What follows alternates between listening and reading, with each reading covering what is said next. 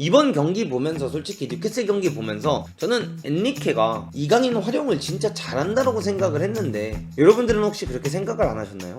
사실 국대에서 오른쪽 윙을 뛰잖아요. 그죠? 그 다음에 현재 PSG에서는 왼쪽 윙도 뛰고 왼쪽 자잘라도 뛰고 폴스나인도 뛰고 우측 윙도 뛰고 오늘은 또 우잘라의 후반전에 뛰기도 했고 여러가지 자리를 이강인 선수가 현재 뛰고 있는데 국대 이강인과 PSG 이강인을 보면서 좀 많은 느낌이 다르다는 거 여러분들도 혹시 느끼시나요? 근데 어제 경기만 봐도 그냥 많은 분들이 이제 좀 답답해한다는 생각을 좀 많이 느끼고 있어요. 어떤 걸 느끼고 있냐면 이강인 선수가 우측 윙에 나오지 않기 때문에 화가 많이 나고 있다. 우리 현재 이강인을 너무나도 좋아하시는 우리 팬분들이 이강인 선수가 우측에 나오지 않고 있다 보니까 다들 스트레스를 너무 많이 받아 하고 있다. 그러면서 이강인을 클린스만이 제일 잘 쓰는 감독이다. 이런 이야기가 지금 많이 나오고 있거든요. 저는 여러분들 그걸 좀 말씀드리고 싶어요. 그러니까 이강인 선수가 우리나라 대표팀에 왔을 때 우측 윙에서 굉장히 좋은 퍼포먼스를 보여주고 잘한 건 맞죠. 근데 그걸 아셨으면 좋겠어요. 이강인 선수가 우측 윙에서 그렇게까지 빛날 수 있었던 이유는 상대가 약했기 때문이에요. 이거를 진짜 냉정하게 인지를 해야 돼요. 이강인 선수가 못한다라는 게 아니에요. 여러분들이 보시는 것처럼 저는 이강인 선수를 굉장히 좋아하고요. 저는 이강인 선수를 굉장히 높게 삽니다. 그 다음에 이강인 선수가 PSG에 가서도 충분히 주전 선수다라고 이야기할 정도로 저는 이강인 선수는 항상 높게 이야기를 해요. 근데 왜 국대 이강인과 현재 PSG 이강인이 다르냐라고 물어보면 PSG에서는 뉴캐슬이랑 경기를 뛰고요. PSG에서는 도르트문트, AC 밀란 이런 팀들이랑 경기를 뛰어야만 하는 거예요. 이 자팡농 막 이런 애들이랑 경기 뛰는 게 아니라는 거예요. 레벨 차이가 너무나도 많이 나고 지금 우리나라는 반대로 보면 아시아의 맨시티, 리버풀이 우리나라랑 일본이잖아요. 그러다 보니까 우리나라보다 낮은 팀들이랑 경기를 뛰었을 때 지배하는 건 기본적이고 그 압도하는 거는 기본적인 상태에서 공을 많이 가지고 있는 상태에서 이강인이 우측 윙에서 많은 선수들이 이강인을 위한 움직임을 해주기 때문에 국대에선 이강인이 그렇게까지 빛날 수 있는 거다. 이걸 말씀드리고 싶습니다. 반대로 파리를 바라봤을 때 덴벨레 이야기가 되게 많이 나오고 있잖아요. 이강인이 우측 윙에 왜 안 뛰냐, 저렇게 턴오버 많은 친구는 뛰는데 왜 이강인은 우측 윙에 못 뛰냐, 이 이야기도 되게 많고 어제 김 코치가 되게 그걸로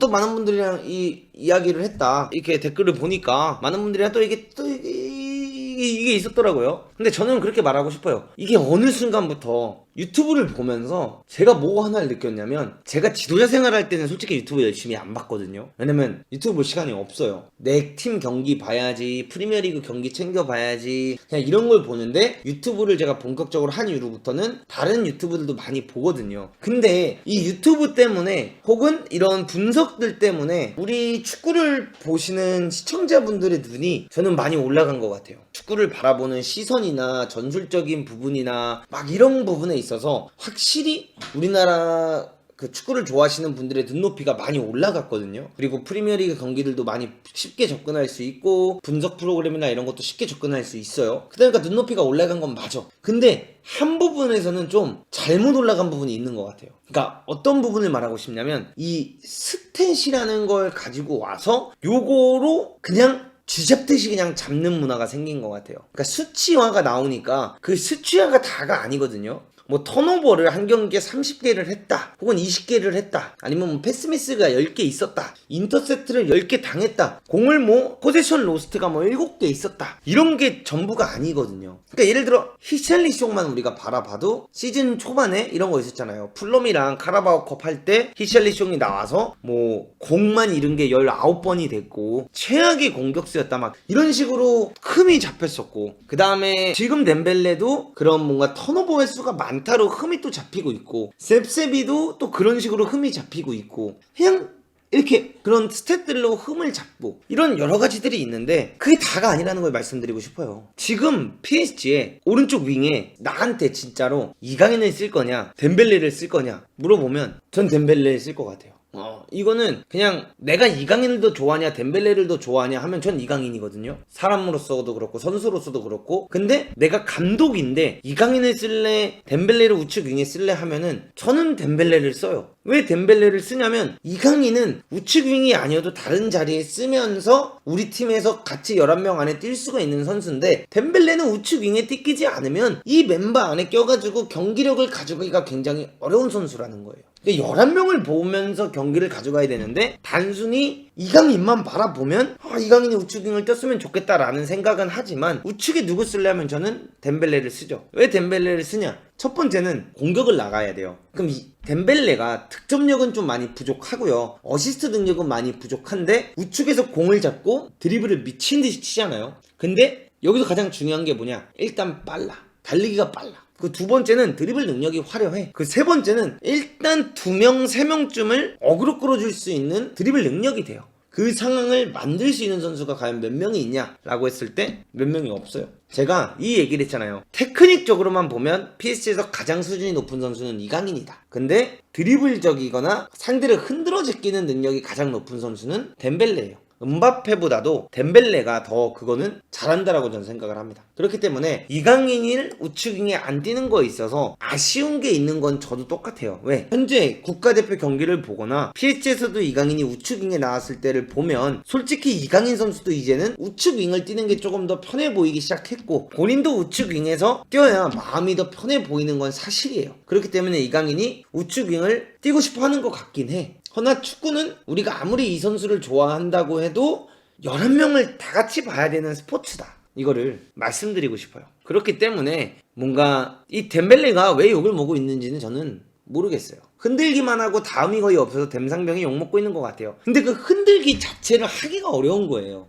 저는 이거를 진짜 말씀드리고 싶은데 그 흔드는 거 자체를 하는 게 어려운 거예요. 우리가 이 흔드는 걸 가지고 그거밖에 할 줄 모른다라고 하는데 그거라도 하는 게 어디야. 이강인이 혼자 전진하지 못한다고 이강인 선수가 우측 윙에서 덴벨레처럼 흔들지 못하죠. 다른 유형인으로 흔들겠죠. 이강인은 공을 받으면 안으로 들고 들어오면서 여기서 하키미가 언더래핑을 나가주면 그거를 역이용한다든가 아니면 안으로 들고 들어오면서 2대1 패스를 주고 받으면서 무언가를 만든다거나 이런 장면을 만들겠지만 덴벨레는 직선적인 플레이를 가중하자는 거죠.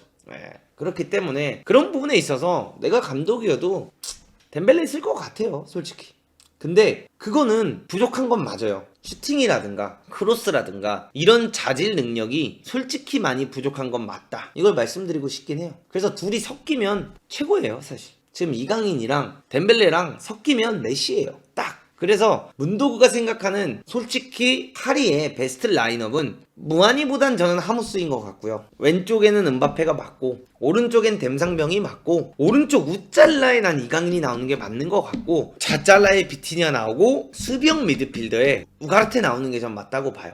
그리고 걔 누구라 그래. 만약에 에메리가 부상해서 복귀를 하면 우가르테도 빼고 그냥 에메리를 수비형 미드필드에 놓는 게 저는 맞다라고 생각을 하고요. 우측에 하키미 놓고 마르키뇨스랑 리카 사실 이렇게 둘이 그냥 센터백 보는 게 전 나을 것 같고요. 그 다음에 왼쪽 백에 차라리 쿠르자와인가 아니면 무키엘레인가 걔 쓰는 게 더 나을 것 같아요. 왼쪽도 솔직히 마음에 안 들어요. 왼쪽 백에 현재 뛰고 있는 리카도 별로 마음에 안 들어요. 그래서 리카가 어차피 공격적으로 공격 안 나가니까 저는 리카가 차라리 왼쪽 센터백으로 들어오고 그 다음에 왼쪽 백에 무키엘레라든가 그냥 단단한 애들 놓는 게 더 좋지 않을까 이렇게 생각을 하고 있습니다. 누누 멘데스 그러니까 아직 부상을 당해 있는 선수를 명단에 넣을 수 없는 거고 이번 경기 보면서 솔직히 뉴캐슬 경기 보면서 저는 엔리케가 이강인 활용을 진짜 잘한다라고 생각을 했는데 여러분들은 혹시 그렇게 생각을 안 하셨나요?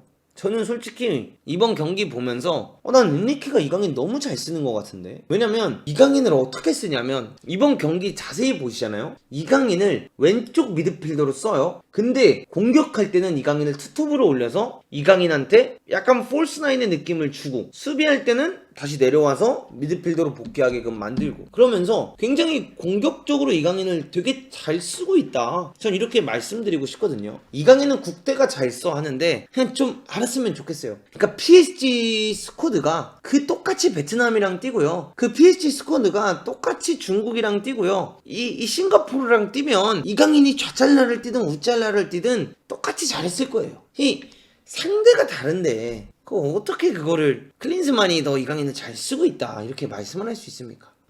상대가 다른데 그냥 이강인 선수가 지금 PSG에서 여러분들 굉장히 여러 자리를 뛰고 있는 게 전 좋은 거라고 생각을 하고요. 지금 우리가 이강인 선수가 우측 윙에 나오지 않고 있는 거에 대한 스트레스를 받을 수 있지만 이강인 선수가 선발로 나오고 있고 어제같이 중요한 경기에서 82분이나 뛰었고 여러 자리를 소화하고 있다는 건 이강인이 엄청나게 성장을 할 수 있는 아주 좋은 환경이다라는 거를 진짜 말씀드리고 싶습니다. 그러니까 이강인 선수가 우리가 마요르카 첫 시즌 갔을 때 그 다음에 두 번째 시즌에 마요르카에서 왼쪽 윙을 이제 뛸 때 사실 우리는 그때까지만 해도 이강인이 공미를 뛰어야 된다였잖아. 그죠? 우리가 그때까지만 봐도 이강인은 좌윙이 아니다, 이강인은 공미다, 공미를 뛰어야 된다, 이강인은 10번이다 이랬는데 어쨌든 간에 왼쪽 미드필더에서 어떻게 됐어요? 이강인이 역대급 시즌을 치르고 PSG를 갔잖아요. 근데 그럼 PSG를 이제 갔어. 그럼 우리가 처음에 PSG에 갔을 때는 또 어떻게 이야기했습니까? 프리시즌까지 불과 3개월 전까지만 해도 우리는 이강인은 공미에 써야 된다, 이강인은 공미다, 이강인은 공격형 미드필드에 나와야 된다라고 얘기를 했다가 갑자기 어느 순간에 이강인이 대표팀에 와서 우측 윙 몇 번 뛰고 좋은 활약을 보인 이후부터는 이강인은 우측 윙만 뛰어야 된다로 또 바뀌었어. 그러니까 원래 이강인 같은 유형의 선수는 왼쪽 윙도 뛸 수 있고 공미도 뛸 수 있고 우측 윙도 뛸 수 있는, 그 다음에 가짜 9번 공격수 폴스 9도 뛸 수 있는 선수예요.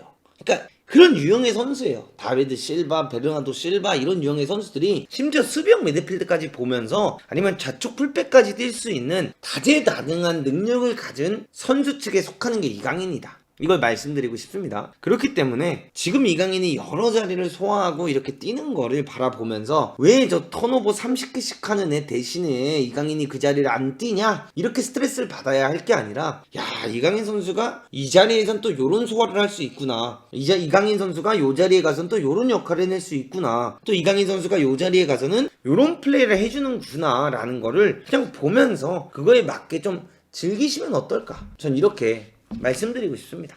그냥 이강인 선수가 수비 부담은 왼쪽 좌잘라를 뛰거나 우잘라를 뛰면 수비 부담이 너무 많다라고 하는데 수비해야죠 여러분들. 이강인 선수가 지금 손흥민 선수처럼 33도 아니고 32도 아니고 토트넘에 손흥민이 있던 것처럼 이강인이 PSG 오래 있어가지고 이강인이 막 왕의 위치에 가 있는 것도 아니고 당연히 수비해야죠.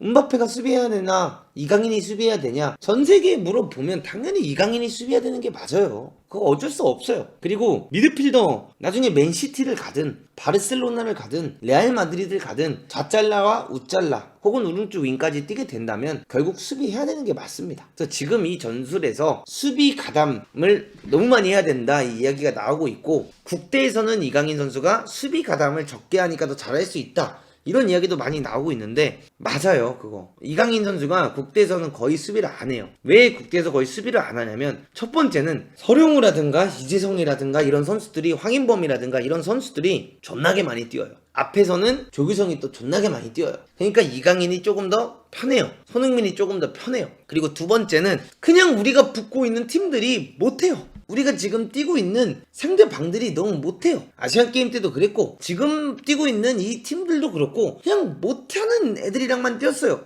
그러니까 상대가 카운터택을 제대로 못 쳐. 그러니까 어떻게 돼? 수비할 필요가 없어요. 그러니까 우리가 공격할 때 이강인만 너무 본 거야. 그러니까 어때? 화려해. 매력적이야. 그러니까 이거에 또 빠지게 되는 거거든요. 그렇기 때문에 지금 이강인이 PSG에서 겪고 있는 이 시즌이 그냥 당연하다라는 겁니다. 여러분들. 진짜 당연한 거고, 이런 중요한 경기 때 선발로 어떤 자리가 됐든 나오고 있는 것 자체가 정말 잘하고 있는 거다. 전 이거를 말씀드리고 싶어요. 그냥 막 이게 와 이게 아니라 진짜 잘하고 있는 거다. 전 이거를 말씀드리고 싶습니다. 그렇기 때문에 자꾸 모르겠어요. 이거에 어떻게 말해야 될지 모르겠는데 축구에도 아이돌 팬 문화 약간 이런 느낌의 선수 팬 문화가 생기는 것은 너무 좋다고 생각을 하거든요. 절대 나쁜 게 아니죠. 선수를 사랑하고 선수를 좋아하고 이런 거를 이렇게 사랑해서 이렇게 막 선수를 바라보고 너무 좋은 문화고, 이 덕분에 축구가 더 흥할 수 있고 이런 것 때문에 우리가 또 막 이렇게 더 축구 산업이 자체가 성장이 될 수 있는 거고, 이런 거 있어서는 너무 좋은데 우리가 어떤 걸 너무 좋아하다 보면 그 좋아하는 거에 대한 걸 좀 배워야 해야 되잖아요. 더 잘 알고 싶으면. 그러면은 조금 더 너무 그 선수만 볼 게 아니라 이 선수가 뛰고 있는 팀이 잘했으면 좋겠다. 혹은 이 선수가 뛰고 있는 팀의 매력은 뭘까? 어떻게 하면 이 팀이 잘하면서 우리 선수도 우승 트로피를 딸 수 있을까? 뭔가 그렇게 더 바라보는 시선들이 저는 좀 많아졌으면 좋겠다라는 생각을 하고 있습니다. 모르겠어요. 저는 축구 감독이라서 그런 걸 수도 있는데 저는 그냥 그렇게 생각을 해요. 뭔가 이강인이 이 자리를 뛰어야 되는데 못 뛰니까 아이 너 나쁜 놈의 새끼 이런 느낌보다는 이강인 선수가 이 자리도 뛰고 있는데 이 팀을 바라봤을 때 이 선수의 매력은 분명히 있어. 근데 이강인이 이 자리를 뛰었으면 좋겠지만 냉정하게 봤을 때 이강인이 이 자리를 뛸 수 있는데 이 선수는 이 자리를 못 뛰니까 이 선수를 극대화시키면서 이강인이 이 자리를 뛰어서 이 팀이 우승을 했으면 좋겠다. 뭔가 이런 느낌으로 바라볼 수 있으면 좋지 않을까 이렇게 생각을 하고 있습니다.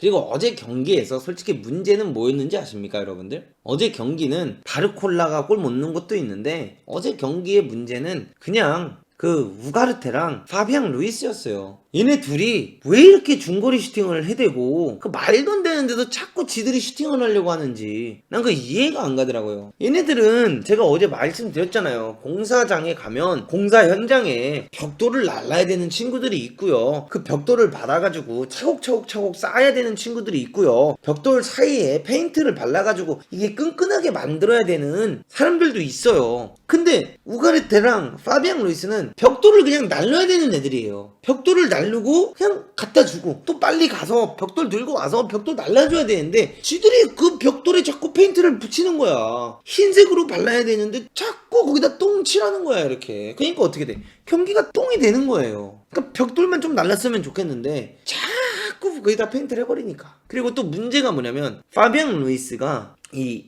능력은 있는 선수는 맞는 것 같아요. 근데 이 파비앙 루이스가 이 패스를 할 때 이 다리가 골반이 여러분들 여기서 이렇게 이게 다리라고 치면 저쪽으로 패스를 하고 싶으면 이게 이렇게 패스가 원스텝에 이렇게 들어가야 되잖아요. 어떻게 들어가야 되냐면 이렇게 들어가야 돼. 근데 파비앙 루이스는 이게 여기서 한번 걸려. 이렇게 하면 이렇게 걸렸다가 이렇게 패스를 해. 이게 무슨 말인지 알아요? 여기서 이게 그냥 이렇게 패스가 들어가야 빨리 딱 공 잡고 돌아서서 이강인이 딱 뛰는 음바페 보고 딱 넣어주고 막 이렇게 해야 되는데 이게 기름칠이 안 돼가지고 이렇게 패스를 한단 말이야 페비앙이. 그러니까 이게 템포를 다 잡아먹어요. 어제 경기를 한번 봐보세요 여러분들. 진짜 골반 여는데 이렇게 열려요.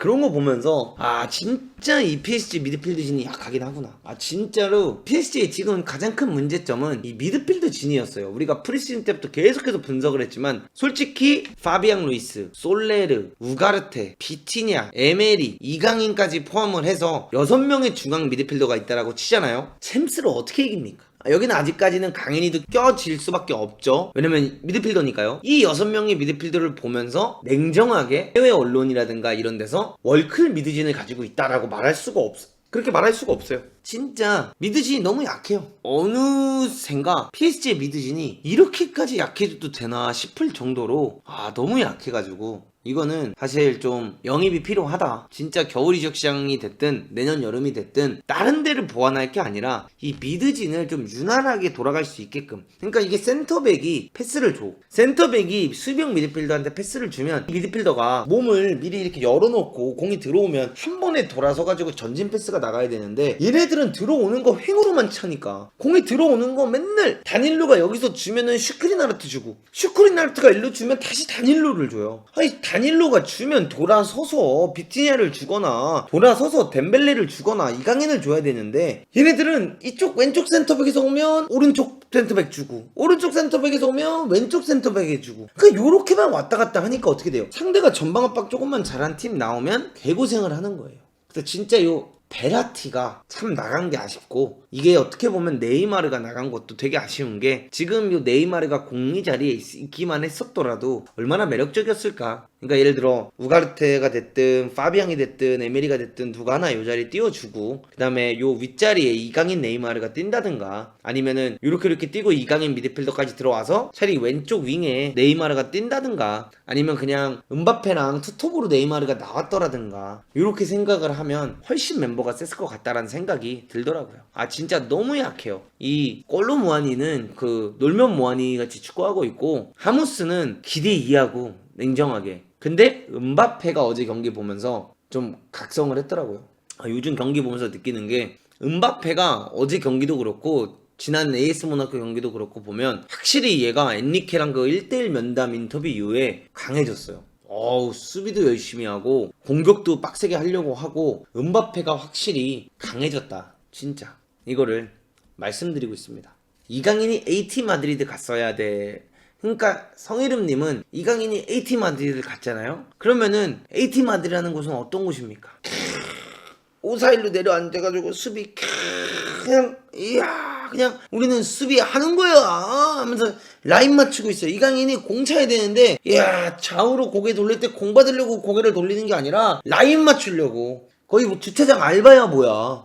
지금 이강인 선수가 발레 파킹을 하러 온 건지 축구를 뛰러 온 건지 아유 라인 맞추기 바빠요 여러분들. 그래가지고 거기 갔으면 또 PSG를 갔어야 됐다. 음바페랑 떴어야 되는데 여기서 지금 왜 모라타랑 뛰고 있냐 이런 얘기 나왔을 겁니다. 그렇기 때문에 여러분들 그냥 지금 이강인 잘하고 있는 거예요. 지금 이강인 선수가 너무 잘하고 있는 거고 이강인 선수가 지금 면제도 받았고 앞으로 그냥 이강인의 미래는 너무나도 밝고 봄날만 올 거니까 그냥 벤치에까지 앉아 있으면서 경기를 아예 못 나오는 상황에서 덴벨레만 우측 윙에 뛰고 있다 하면은 그 속 터지는 마음이 저도 이해는 가는데 이강인 선수가 선발로 나오고 경기를 나오고 있는 상황이고 다른 자리도 아니고 우리가 그토록 지난 몇 년간 원했던 좌잘라 우잘라에 나오고 있는데 이걸로 스트레스 받지 말자 이거야. 아니 지난 시즌만 생각을 해도 마요르카 뛸 때만 해도 좀 미드필더로 썼으면 좋겠다 공미로 썼으면 좋겠다 이런 생각을 하고 있었던 우리잖아요.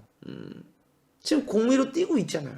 한국인들은 만족시키려면 펩이 와야 함. 펩 오면 뒤에서 U자 빌드업 왜 하냐고 욕먹을 거예요. 펩이 지금 우리나라 국가대표 감독으로 오면 의미 없이 볼만 돌린다. U자 빌드업만 더럽게 하다가 중국한테 혹은 시리아한테 1대0으로 진다 하면서 펩 가르디올라도 민머리 새끼야 이러면서 욕먹을 거예요. 그렇기 때문에 지금 너무나도 좋은 팀에서 정말 값어치가 높은 PSG라는 팀에서 이강인 선수가 잘하고 있는 거니까 여러분들 그냥 좋게 보시면 어떨까 이렇게 말씀드리고 싶습니다.